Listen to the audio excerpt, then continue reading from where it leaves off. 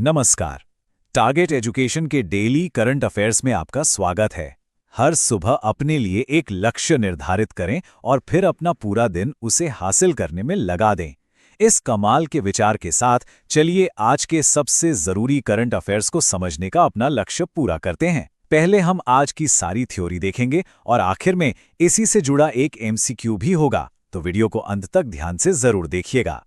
तो आज है 25 फरवरी 2026 और चलिए देखते हैं कि आज देश और दुनिया में क्या कुछ खास हुआ है। वो कौन सी खबरें हैं जो हमारे लिए जानना बेहद जरूरी हैं। चलिए सबसे पहले बात करते हैं देश की कुछ बड़ी और अहम पहलुओं की, जिनका असर हमें आने वाले वक्त में देखने को मिलेगा। तो हमारी पहली खबर एक बहुत ही शानदार पहल से जुड़ी है, जिसका नाम है वनजीवी दीदी। अब ये है क्या? ये असल में स्थानीय समुदायों को और मजबूत बनाने और हमारे वन्य जीवन की रक्षा करने के लिए एक बहुत जरूरी कोशिश है। चलिए समझते हैं कि ये काम कैसे करती है। इस पहल की सबसे खास बात पता है क्या है? इसका 3 डायमेंशनल अप्रोच, मतलब ये एक साथ 3 मोर्चों पर काम कर रही है।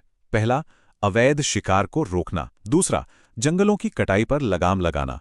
और तीसरा, जो कि सबसे जरूरी है, वहां के स्थानीय लोगों के लिए प्रकृति से जुड़े रोजगार के मौके बनाना।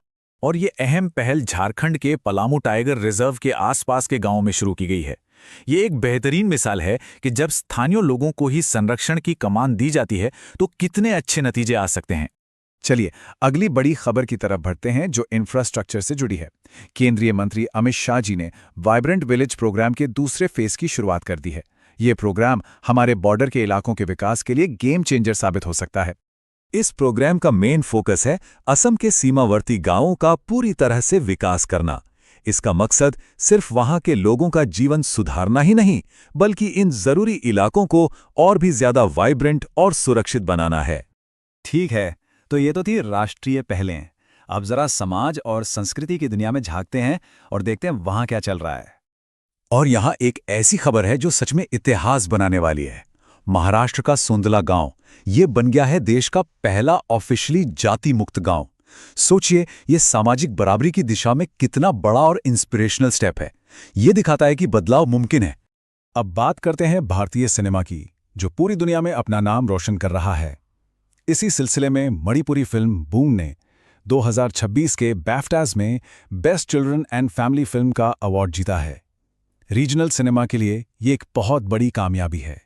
इसी के साथ एक और जरूरी बात, 24 फरवरी को केंद्रीय उत्पाद शुल्क दिवस मनाया गया। ये दिन देश की अर्थव्यवस्था में central board of indirect taxes and customs यानी सीबीआईसी के बहुत बड़े योगदान को सम्मानित करने के लिए मनाया जाता है। चलिए अब देश से बाहर निकलते हैं और देखते हैं दुनिया भर में कौन सी सुर्खियां हैं जो हमारे लिए मायने रखती हैं। पर्यावरण से जुड़ी एक थोड़ी चिंता वाली खबर आ रही है। पहली बार ऑस्ट्रेलिया में जेंटू पेंगुइन में H5N1 वायरस, जिसे हम बर्ड फ्लू भी कहते हैं, उसकी पुष्टि हुई है। ये वाकई वन्यजीव संरक्षण के लिए एक गंभीर खतरा है, क्योंकि ये वायरस बहुत तेजी से फैल सकता है। अब चलते हैं यूरोप। नीदरलैंड्स को एक नया प्रधानमंत्री मिला है, रॉब जेटन, और इनकी नियुक्ति कई मायनों में ऐतिहासिक है। कैसे? एक तो वो देश के अब तक के सबसे युवा प्रधानमंत्री हैं, और दूसरा वो देश के पहले ओपनली गे प्रधानमंत्री भी हैं। ये इंक्लूसिविटी की दिशा में एक बहुत बड़ा मील का पत्थर है और नीदरलैंड्स के बदलते हुए समाज को भी दिखाता है। और अब हम अपने आज के विश्लेषण के आखिरी हिस्से पर आते हैं, जिसमें हम देखेंगे कुछ जरूरी नियुक्तियां और सम्मेलन। तो सबसे पहले एक बहुत बड़ी अपॉइंटमेंट की बात करते हैं, लेकिन उससे पहले ये समझना जरूरी है कि नीति आयोग है क्या।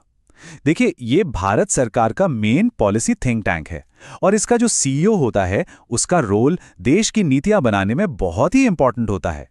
तो बड़ी खबर यह है कि सीनियर आईएएस ऑफिसर निधि छिब्बर को नीति आयोग के सीईओ का एडिशनल चार्ज सौंपा गया है।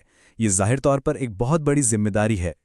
इसके अलावा देश में और भी कई बड़े इवेंट्स हो रहे हैं, जैसे छठे खेलो इंडिया विंटर गेम्स हो रहे हैं गुलमर्ग जम्मू कश्मीर में, 7वां एशिया इकोनॉमिक डायलॉग पुणे में और टूरिज्म लीडरशिप समिट नई दिल्ली में आयोजित किया जा रहा है। तो ये थी आज की सारी जरूरी अपडेट्स, और जैसा हमने शुरू में कहा था, थ्योरी के बाद अब बारी है आपके लिए हमारे आज के सवाल की। तो आज का सवाल यह है, किस राज्य सरकार ने मेरी रसोई योजना शुरू की है? इसका जवाब नीचे कमेंट्स में जरूर दीजिएगा। कल फिर मिलेंगे कुछ नई और जरूरी खबरों के साथ। नमस्कार।